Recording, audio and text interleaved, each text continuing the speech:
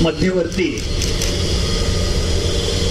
सांडपाणी प्रक्रिया केंद्राच्या एका विशिष्ट टप्प्यावरील या कार्यक्रमास उपस्थित असलेले माझ्यासोबत आमदार बाळाराम पाटील, महाराष्ट्र औद्योगिक विकास मंडळाचे मुख्य कार्यकारी अधिकारी डॉक्टर पी अन्बलगाम, आमचे मुख्य अभियंता श्री तुपे, हा प्रकल्प कार्यान्वित करण्याची ज्यांच्यावर जबाबदारी होती ते ॲक्वाकेमचे मनोहर नाईक, त्याचप्रमाणे इतर सर्व अधिकारी वर्ग, या कार्यक्रमाला आवर्जून उपस्थित असलेले माझे सहकारी पक्षातील ज्येष्ठ कार्यकर्ते श्री बबनराव पाटील, त्याचप्रमाणे या ठिकाणचे पनवेल नगर महापालिकेचे नगरसेवक अरविंद म्हात्रे, सर्वच मान्यवर आणि अधिकारी वर्ग, बंधूंनो, मी ह्या कार्यक्रमाचा उल्लेख करताना उद्घाटन हा शब्द जाणून बुजून टाळलेला आहे. एका टप्प्यावरचा हा एक कार्यक्रम आहे असं मी म्हणजे ही प्रक्रिया चालू आहे, पूर्ण झालेली नाही अशी माझी स्वतःची समजूत आहे आणि तशी धारणा आहे. कसं आहे की प्रदूषण हा विषय हा सर्वांशी संबंधित आहे. सर्वांशी म्हणजे मनुष्य मात्रांशी आहे, प्राणी, वनस्पती आणि जलचर, मत्स्य, पाण्यातले, जमिनीवरचे, हवेतले असे जे कोण जीव आहेत त्या सगळ्यांचा ह्याच्याशी संबंध येतो आणि त्यांच्या जीविताची, त्यांच्या आरोग्याची, त्यांच्या रक्षणाची ही जबाबदारी आपली आहे. आपली म्हणजे समाजाची, एका कुठल्या यंत्रणेची असं मी म्हणणार नाही, सगळ्यांचीच आहे. आणि सगळ्यांनी ह्याच्यामध्ये लक्ष घातलं तर आणि तरच या गोष्टी सुधारू शकतात आणि त्या सुधारता येतात याच्यावर माझा विश्वास आहे. आज जे एकंदरच जगाच्या पातळीवर जी काही चर्चा चाललेली आहे, जे तापमान वाढ होतंय, क्लायमेट चेंज असं म्हटलं जातं, त्याच्याबद्दल सगळे देश आता चिंताग्रस्त झालेले आहेत. अनेक वेळा ह्या देशांचे प्रमुख आणि प्रतिनिधी भेटून याच्यावर काय उपाय करायचा ते करत राहते. तो मोठा विषय, तो जाऊ द्या. परंतु त्या सगळ्याची गोळाबेरीज केली किंवा त्याचा जर निष्कर्ष काढला तर हाच आहे की आता ह्या विषयांमध्ये म्हणजे जल, वायू, जमीन, जंगल ह्या सगळ्यांच्या बचावाची जबाबदारी ही शेवटी मानवावर आलेली आहे. आणि ह्या सगळ्या गोष्टींकडे प्रचंड दुर्लक्ष झाल्यामुळे, या विषयाची हेळसांड झाल्यामुळेच आज ही परिस्थिती ओढवलेली आहे. आणि हे तर ठीक आहे की आपण आता करोनामुळे मास्क घालायची आपल्याला सवय झालेली आहे, परंतु करोना नसताना सुद्धा अनेक देशातल्या जेव्हा वाहतुकीची चित्र बघायला मिळायची, जपान सारख्या देशात, ते करोना नाही, काहीच नव्हतं तेव्हा, करोना शब्दही माहीत नव्हता, पण तरी सुद्धा तिकडच्या चौकाचौकातले नागरिक हे रस्त्यावर जाताना येताना मास्क लावतात, शिवाय बाहेर पडत नाहीत. ही इतकी भयानक परिस्थिती आली. दिल्ली सारख्या शहरामध्ये आज तिकडच्या नागरिकांना वर्षाचे काही दिवस तिथे राहणं मुश्किल झालेलं आहे. इतके प्रचंड हवेचा दर्जा जो आहे तो घसरलेला आहे. तेव्हा आपल्याकडे अशी परिस्थिती येऊ नये, जे टोकियोमध्ये झालंय, जे दिल्लीमध्ये झालेलं आहे, ते येऊ नये ही आपल्याला सुद्धा त्यासाठी सर्वांनी दक्ष राहण्याची गरजच आहे. आणि म्हणूनच ही प्रकरणं केवळ माझ्याकडे आता हे निवेदनं आलेली आहेत आणि ह्या सर्व निवेदनकर्त्यांनी निवेदनं दिलेली आहेत, त्याचा मी पूर्ण आदर करतो. केवळ हे कागदाचे तुकडे नाहीत, याच्यामध्ये जनतेच्या भावना आहेत आणि म्हणून ह्याची केवळ मी दखल घेतो असं कोरडं म्हणणार नाही, तर ह्याच्यावर कृती करणार. प्रत्येक गोष्ट आहे. इथे म्हटलंय की मुंबई वेस्ट मॅनेजमेंट कंपनीच्या विस्तारित कामाबद्दल, का आधीच जे वेस्ट मॅनेजमेंट होतंय त्याच्याबद्दल अडचणी आहेत, तक्रारी, आणखी काम जास्त जागा दिली म्हणून आणखी काम वाढणार, तर काम वाढणार म्हणजे समस्या वाढणार का? जो आज त्रास होतोय तो आणखी वाढेल का? ही जर शंका नागरिकांनी घेतली तर ती रास्त शंका आहे. कारण एखाद्या साध्या व्यवसायाचं नुकसान होत असेल तर व्यवसाय वाढला तर नुकसान वाढतं, फायदा होत असेल आणि व्यवसाय वाढला तर फायदा वाढतो. तसं प्रदूषण होत असेल आणि त्याचा आकार वाढला तर प्रदूषणच वाढेल, ही रास्त भीती आहे. त्यामुळे हा विषय काय तो बघायला लागेल. अर्थात हा एका यंत्रणेचा नाही, फक्त MIDC ते चालवत नाहीये, त्याच्यावर पर्यावरण विभाग आहे आपला राज्य सरकारचा, प्रदूषण नियंत्रण मंडळाचं नियंत्रण आहे त्याच्यावर. नगर विकास खात्याची ही जबाबदारी आहे की सगळ्या गावांच्या शहरांच्या कचऱ्याची यथायोग्य विल्हेवाट लावणं, ही नगर विकास खात्याची जबाबदारी आहे. त्याच्यावर आपलं जो हरित लवाद आहे त्याचं सुद्धा लक्ष आणि नियंत्रण असतं.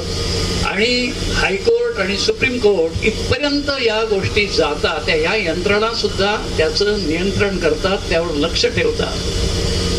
दुसरं आहे की तळोजा MIDC CTP मधल्या प्रदूषणाबाबत, की तिथली पाईपलाईन नदीमध्ये जाते, ती बऱ्याच ठिकाणी फुटलेली आहे. आणि त्यांनी त्याच्यात उल्लेख केलेला आहे की हरित लवाद न्यायालयाच्या आदेशानुसार कासाडी नदीच्या संवर्धनासाठी सुमारे 15 कोटी तळोजा औद्योगिक वसाहतीकडून वसूल करून जिल्हाधिकारीकडे यांच्याकडे जमा करण्यात आले आहेत. इतक्या मोठ्या घटना घडलेल्या आहेत देशातून आणि घडत आहेत. आणि त्यामुळे हे आताच ह्याला उद्घाटन म्हणजे कसं आहे, झालं आता उद्घाटन केलं, चहा पाणी घेतलं तर गेले निघून, मग कोणाची काही जबाबदारी शिल्लक नाही, असं नाहीये. हा एक टप्पा झालेला आहे, ही प्रक्रिया पूर्ण झालेलीच नाही अजून. तर ते पाईपलाईन जे मला आमच्या मुख्य कार्यकारी अधिकाऱ्यांनी सांगितलं की जी काही किलोमीटर आतमध्ये खाडीमध्ये ती पाईपलाईन काढून आम्ही सोडलेली आहे ती आणखी वाढवणार. आणि त्याचबरोबर मध्ये कुठे तिला लिकेज असेल, भोकं असतील, पाणी मध्येच गळत असेल तर ते सुद्धा बंद करणार. हे ऐकल्याबरोबर मी त्यांना बोललो की ह्याच्यासाठी खर्चाची काळजी करू नका, खर्चाचं बंधन त्याच्यावर टाकू नका, जो आवश्यक आहे तो सगळा खर्च करा, परंतु हे काम परिपूर्ण कसं होईल आणि नागरिकांना वास, दुर्गंध आणि नदी, ही जी नदी कासाडी नदी, ती जबाबदारी आपली आहे. ती निसर्गाने जेव्हा ती केली, ह्या सह्याद्रीवरून तिने उगम पावला आणि ती इथे आली, तेव्हा जसं पाणी आहे तसं खाडीला समुद्राला मिळेपर्यंत ते पाणी तसंच तितकंच नितळ ठेवण्याची तुमची आमची जबाबदारी आहे. त्यामुळे बाळावण पाटील साहेब, अरविंद म्हात्रे साहेब आणि सगळेच त्यांचे सहकारी आणि बबनराव पाटील, तुम्ही ह्याबद्दल माझ्याकडून एक खात्री बाळगा की ही केवळ निवेदनं घेतली आणि सर्वसाधारणपणे जशी आश्वासनं मिळतात तसं आश्वासन नाही, ह्याच्यावर आम्ही काम करणार. मी ह्याच्यावर हे प्रश्न सुटेपर्यंत सातत्यानं त्याच्यावर बैठका घेईन, लक्ष ठेवीन. आणि माझी अशी इच्छा आहे की एकंदरीतच हा सगळा जो प्रदूषण नियंत्रणाचा विषय त्याच्याबद्दल एक परिषद घेणार आणि शक्य असेल तर त्याला आम्ही NGT ला नाही बोलवत आहे, ते तर कोर्ट आहे, परंतु त्यांचे कोणी जाणकार प्रतिनिधी असतील त्यांना सुद्धा अंपायर म्हणून हजर राहायला विनंती करू. ते येतील किंवा नाही येतील, पण आम्ही अशी मोठी परिषद घेऊ की ज्याच्यामध्ये ज्या जनतेच्या ज्या तक्रारी आहेत, अडचणी आहेत, व्यथा वेदना त्या ऐकल्या जातीलच, पण त्याचबरोबर तज्ज्ञांचं मार्गदर्शन घेतलं जाईल. केवळ मंत्र्याचं भाषण होऊन कार्यक्रम संपणार नाही. तेव्हा अशा प्रकारे हे काम केलं जाईल आणि हे पूर्ण होणारं काम आता लगेच दिसत नाही, हे सतत करावं लागणार आहे. त्याचे सगळे टप्पे हे पूर्ण केले जातील. 2018 मध्ये जेव्हा हे CTP त्याची पुनर्रचना, पुनर्बांधणी करायचं ठरवलं, त्याच्या आधी काय परिस्थिती असेल ह्याची नुसती कल्पना केली तरी सुद्धा तुम्हाला धक्का बसेल. म्हणजे अनेकांना इथल्या स्थानिकांना तर माहीतच असेल की त्यावेळेला की जे काही आतमध्ये घेतलं जात होतं, खरं तर सांडपाणी जे आत येतं CTPच्या, या मध्यवर्ती यंत्रणेच्या, त्याच्या आधी प्रत्येक उद्योगानं स्वतःच्या यंत्रणेतून ते स्वच्छ करून मग पाठवायचंय. आणि जे काही जो गढूळपणा आहे किंवा त्याच्यातला जो साका आहे, स्लज आहे, चिखल आहे, तो इथे येतच कामा नये असा नियम आहे. पण तो सतत येत होता आणि ह्या मोठ्याच्या साठवण टाक्या आहेत किंवा जे मिक्सर आहेत त्याच्यामध्ये तो येऊन पडत होता. त्याची व्यवस्थित पुढची प्रक्रिया न झाल्यामुळे तो चिखल खाली जमत जमत जमत एवढा घट्ट झाला की 2018 मध्ये ह्याचं आम्ही नव्यानं टेंडर काढून हे काम दिलं. तेव्हा त्या नव्याने आलेल्या यंत्रणेला तो चिखल काढण्यासाठी केवळ मजूर उतरून धमिली आणि फावडी टाकून होईना, त्याच्यासाठी ब्रेकर लावावे लागले. म्हणजे तो किती घट्ट झाला असेल बघा. जसं रस्त्याचं कॉन्क्रिटीकरण करण्यापूर्वी कॉन्क्रीट ब्रेकर लावून ते जुना रस्ता तोडावा लागतो किंवा इमारत पाडायची असेल तर जसं ब्रेकर लावावे लागतात, तसा स्लज तोडायला ब्रेकर लावावे लागले. म्हणजे आधीची परिस्थिती किती भयानक असेल लक्षात घ्या. आणि त्यामुळे MIDCने एक आम्ही बोर्डाने चांगला निर्णय घेतला तेव्हा की ही प्रकरणं सुप्रीम कोर्ट, हायकोर्ट, NGT सगळीकडे जाऊन त्यांचे जे काही ताशेरे मिळत होते, इशारे मिळत होते, मग त्यांनी तर असं दिलं होतं की आम्ही अधिकाऱ्यांना तुरुंगात टाकू, अधिकाऱ्यांच्या पगारातून पैसे कापू. इतकी गंभीर अशी घटना घडली होती आणि गांभीर्य त्याचं तेवढंच होतंच, कारण लोकांच्या जीवाशी हा खेळ असल्यामुळे याच्यात कुठलीही सवलत देता येण्यासारखी नव्हती. पूर्वी साधारण प्रत्येक MIDCत रासायनिक कारखाने असतात, त्यांचं एक मध्यवर्ती प्रक्रिया केंद्र ही केंद्र सरकारची योजना आहे. म्हणजे आपलं जे जसं आपलं MPCB आहे, महाराष्ट्र प्रदूषण नियंत्रण, तसं केंद्राचं पण प्रदूषण नियंत्रण मंडळ आहे. आणि त्यांचं पर्यावरण विभाग, महाराष्ट्राचा पर्यावरण विभाग दोघांनी मिळून अशा काही ह्याच्या पद्धती ठरवल्या होत्या, SOP ठरवल्या. आणि त्याप्रमाणे स्थानिक ज्या उद्योगांच्या संघटना आहेत त्यांनी ही मध्यवर्ती केंद्र चालवायची, मॅनेज करायची अशी पद्धत होती. पण त्याचा अनुभव आम्हाला इतका भयानक आला की त्याचा परिणाम म्हणून हे असा स्लजचा दगड झाला. आणि ते त्याच्याकडे लक्ष देईना. त्यांचेच मेंबर, म्हणजे आपण जमादार खाण्याची चावी कोणाकडे दिली असा तो प्रकार झाला होता. म्हणून महामंडळानं हा निर्णय घेतला की बस झालं, आता या उद्योगांच्या संघटना जे प्रदूषण करतातच आहेत त्यांच्याकडेच ह्याचं व्यवस्थापन हे ठेवून कसं चालेल. आणि म्हणून MIDCने ही सगळी जबाबदारी घेतली. तसं कोर्टामध्ये सुद्धा कबूल केलं. आणि त्याच्यामध्ये आम्ही लोटे परशुरामचा जो प्रकल्प आहे तो पूर्णपणे नव्याने तिथे तयार केला, तो कार्यान्वित झाला. तिथे सुद्धा मी आता गेलो होतो गेल्या महिन्यात आणि तिथे त्याचं ऑनलाईन मॉनिटरिंग कसं होतं हे स्वतः मी तिथे पाहिलं की ते ऑनलाईन मॉनिटरिंग म्हणजे तिथल्या असलेल्या त्या हवेतले, पाण्यातले जे काही घटक आहेत त्याची माहिती इथून थेट दिल्लीला जाते, MPCBला जाते. पर्यावरण विभाग दिल्लीचा आणि पर्यावरण विभाग महाराष्ट्राचा यांना सुद्धा ती माहिती मिळते. सगळ्या यंत्रणांना ते ऑनलाईन असल्यामुळे त्याच वेळेला रिअल टाईम ही सगळी माहिती मिळत असते. आणि हे करताना आम्ही अत्यंत जबाबदार आणि ज्यांना ह्याचं ज्ञान आहे अशा एजन्सीज निवडल्या. आणि इथे नमूद केलं पाहिजे, ही इथलं तळोजाचा प्रकल्प करणारे जे आहेत ते मनोहर नाईक हे याच्यातले एक जाणकार गृहस्थ आहेत. केवळ ठेकेदार नाही, ठेकेदार तर सगळेच असतात. आणि ठेकेदार आणि ज्ञान, याचं ज्ञान काय असतं हे आपल्याला माहिती आहे. पण इथे एक ज्ञानी माणूस आम्हाला ठेकेदार म्हणून मिळाला. मनोहर नाईक हे स्वतः IITचे इंजिनियर आहेत आणि ह्या विषयाचे पूर्ण त्यांना माहिती आहे. त्यामुळे त्यांच्या ज्ञानाचा, अनुभवाचा आणि तेच प्रत्यक्ष काम करत असल्यामुळे त्यांच्या कामगिरीचा आम्हाला फायदा झाला. दुसरी गोष्ट, आमचे डॉक्टर P. अन्बलगन हे MIDCचे CEO आहेत. त्यांनी हे डॉक्टर कसे, हे आपल्या तुम्हाला आम्हाला तपासणारे डॉक्टर नाही, हे पर्यावरणातले डॉक्टर आहेत. म्हणजे एन्व्हायरमेंट मधल्या त्यांनी PhD केलेली आहे आणि आमच्या MPCBचे महाराष्ट्र प्रदूषण नियंत्रण मंडळाचे ते सदस्य सचिव होते आणि मुख्य होते. आणि त्यानंतर इथे MIDC आल्यामुळे प्रदूषण नियंत्रण मंडळामध्ये जे काही त्यांनी काम केलं आणि तिथले जे अनुभव आहेत त्याचा फायदा आम्हाला इथे MIDC मध्ये झाला.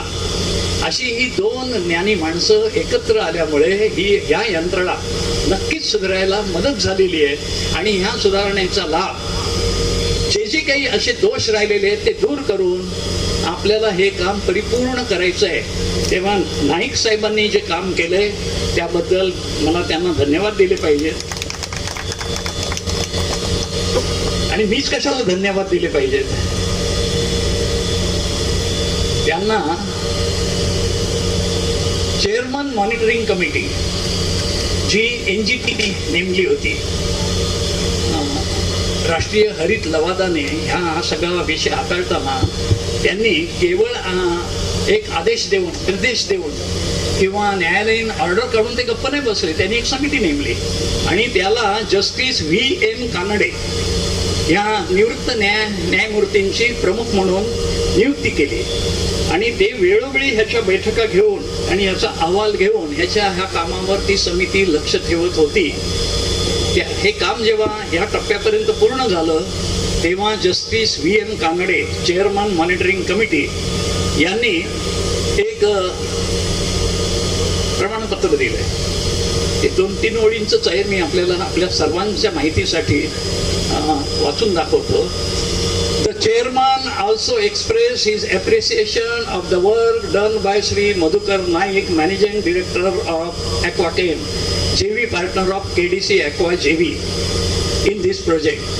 The committee expressed its deep sense of gratitude to Sri Manohar Naik for completing the project despite many hurdles faced by him because of COVID-19 situation in the last 1.5 years. As stated Sri Madhukar Naik, the work which was not done for last 30 years was completed by Messrs. KDC Aqua within 2.5 years. हे MIDCने, उद्योग मंत्र्यांनी किंवा प्रदूषण नियंत्रण मंडळाने दिलेलं प्रमाणपत्र नाही, NGTच्या मॉनिटरिंग कमिटीच्या अध्यक्षांनी दिलेलं आहे की जे काम गेल्या 30 वर्षात झालं नाही ते KDC ॲक्वाने 2.5 वर्षात केलेलं अनंत अडचणी समोर असताना. सांगायचा मुद्दा असा, जे चांगलं ते चांगलं, जे वाईट ते वाईट. आम्ही वाईट गोष्टीला म्हणणारच नाही. मला बबनराव म्हणाले की अजूनही नदीमध्ये मासे मेलेले मिळाले. म्हटलं मला त्याचे फोटो द्या. मग ते नाईक असोत, नाहीतर आणखी कुठली मॉनिटरिंग कमिटी असो, नाहीतर आमचे CEO असोत किंवा मुख्य इंजिनियर असोत, त्यांना मी हे दाखवीन ना, हे जे केलेलं आहे, एवढा प्रचंड आपण पैसा खर्च करतो, एवढ्या यंत्रणा लावतो, इतकी सगळी ज्ञानी माणसं गोळा करतो आणि योग्य निर्णय घेतो, तर त्याचा परिणाम शेवटी जनतेला दिसला पाहिजे. आणि म्हणून आपण निश्चिंत राहा. आणि मी तुम्हाला हेही सांगतो की तुम्ही तुमची कामं थांबवण्याची गरज नाही. वॉचडॉग सारखं आम्ही जे काम करतोय की हे यंत्रणा काम करतायत, याच्यावर लोकप्रतिनिधींनी आणि सामाजिक कार्यकर्त्यांनी डोळसपणानं लक्ष देण्याची गरज आहे. कारण ह्याचा थेट संबंध जनतेच्या जीविताशी आहे, राहणीमानाशी आहे, आरोग्याशी आहे. आणि आज आम्हाला एक वेगळं दडपण पण आहे. ते दडपण असं की ह्या राज्याचे मुख्यमंत्री उद्धव बाळासाहेब ठाकरे आहेत आणि उद्धव साहेब हे या पर्यावरणाबद्दल किंवा वन संपत्ती आपली आहे, झाडं जी आहेत ह्याच्याबद्दल इतके संवेदनशील आहेत की कुठल्याही प्रकल्पामध्ये पहिल्यांदा त्यांचा प्रश्न असतो, ह्या प्रकल्प त्यांच्याकडे येतं ना, प्रेझेंटेशन होतं, मान्यतेसाठी येतं, मंजुरीसाठी येतं, त्यावेळी त्यांचा एक साधा प्रश्न असतो, किती झाडं तुटणार आहेत. त्यांना खुलासा करावा लागतो. आणि जर तिथे झाडं जास्त तुटत असतील तर ते सरळ साध्या शब्दात सांगतात, जागा बदला. हा त्यांचा आदेश असतो. आता हा सगळ्या खात्यांना, सगळ्या सचिवांना आणि सगळ्या मंत्र्यांना गेल्या 2 वर्षात हे कळलेलं असल्यामुळे माननीय मुख्यमंत्र्यांकडे विकासाचा एखादा प्रकल्प सादर करायचा असेल, सादरीकरण असेल किंवा मंजुरीसाठी फाईल पाठवायची असेल तर मंत्र्यांना, सचिवांना 2 वेळा ते तपासून बघायला लागतं की याच्यात झाडं तुटतायत का, याच्यामध्ये शेतीचं काही नुकसान होणार आहे का, इथे हवा खराब होणार आहे का, एखादी नदीचं पाणी, विहिरीचं पाणी दूषित होणार आहे का, असेल तर त्याचे पहिल्यांदा चौकशी करून अधिकाऱ्यांनी नीट खुलासा करून, कारण सचिव उभे राहून ते सादरीकरण करतात, जे मुख्य अधिकारी आहेत ते सादरीकरण करतात, त्यांना प्रश्नाला सामोरं जावं लागतं. म्हणून ते पहिल्यांदा ह्याच्याबद्दलची पूर्ण खातरजमा झाल्याखेरीज मुख्यमंत्र्यांकडे जाण्याची वेळ ठरवत नाहीत. आता ही जर भीती असेल तर ती चांगली भीती आहे असं मला म्हणायचंय, की असं वाटलंच पाहिजे, असं दडपण असलंच पाहिजे. कोणीतरी तिथे असं बसलेलं आहे की ज्यांचं ह्या सगळ्या गोष्टींवर बारकाईने लक्ष आहे, की विकासाच्या नावाखाली आम्ही जनतेच्या हिताचे जे प्रश्न आहे, इथलं पाणी आहे, इथल्या नद्या आहेत, इथले जलसाठे आहेत, सरोवर आहेत, तलाव आहेत, आपली जंगलं आहेत, ह्यांचा बळी देऊ हे चालणार नाही. पर्यावरण रक्षण करा आणि विकास पण करा. नाही, विकासाला विरोध नाही त्यांचा किंवा सरकारचा, पण विकास होत असताना ह्या सगळ्यांची काळजी घ्या आणि जरूर विकास करा. अशा प्रकारचं हे धोरण आहे, मार्गदर्शन आहे. त्या मार्गदर्शनाप्रमाणे पावलं टाकायची एक मंत्री म्हणून माझी जबाबदारी आहे, आम्हा सगळ्या मंत्र्यांची जबाबदारी आहे. आणि म्हणून ह्या CETPच्या ह्या कार्यक्रमाच्या निमित्तानं मी एवढंच सांगतो की आपल्या ह्या सगळ्या भावनांची नक्कीच दखल घेतलेली आहे. नुसती दखल नाही तर त्याच्यावर कृती होईल, बैठका होतील आणि ह्याच्यातलं प्रत्येक गोष्ट तपासून जे अंमलबजावणी ज्याची करायची ती निश्चित केली जाईल. त्यासाठी खर्चाकडे मागे पुढे बघितलं जाणार नाही. किती त्रास होतोय, कष्ट होत आहेत ह्याची पर्वा केली जाणार नाही. परंतु आपलं पर्यावरण, आपलं पाणी, आपली हवा ही चांगलीच ठेवली पाहिजे. हा जो या शासनाचा आणि माननीय मुख्यमंत्र्यांचा आग्रह आहे त्याचा पूर्ण आदर करून पुढची वाटचाल होत राहील एवढी मी ग्वाही देतो. आपण सर्वजण आलात आणि ह्या सगळ्या मंडळींनी एका जाणीवेने ह्या विषयाला हात घातलाय. त्या सर्वांनाच मी धन्यवाद देतो आणि थांबतो. जय हिंद, जय महाराष्ट्र.